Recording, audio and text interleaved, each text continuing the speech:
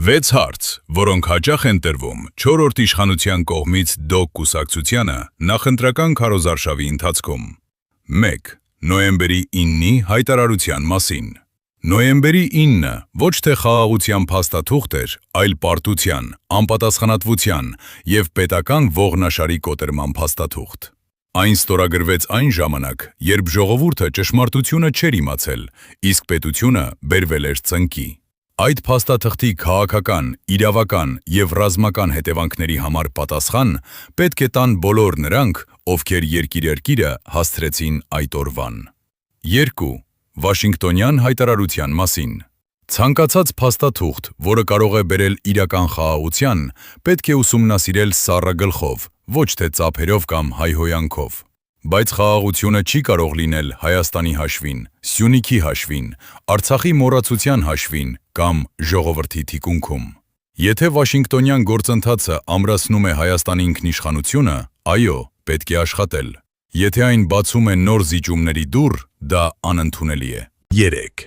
Խաղաղության պայմանագրի ստորագրման և վավերացման մասին։ Մենք խաղաղության դեմ չենք,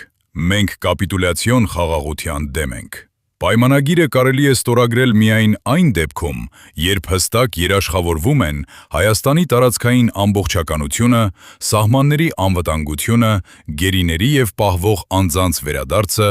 Արցախի հայերի իրավունքների հարցը և ուժի սպառնալիքի բացառումը։ Առանց սրանց ստորագրությունը դառնում է ոչ թե խաղաղություն, այլ հերթական պարտավորություն Հայաստանի վզին։ 4. Խաղաղության գործընթացի մասին։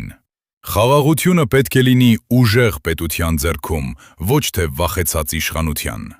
Նախ ամուր բանակ, փակված սահմանային ռիսկեր, միջազգային երաշխիքներ, դիվանագիտական հավասարակշռություն, հետո միայն փաստաթուղթ։ Խաղաղությունը խնդրում չեն, խաղաղությունը պարտադրում են, պետական արժանապատվությամբ, օրենքով և ուժեղ բանակցային դիրքով։ 5. Արցախի էջը փակված է։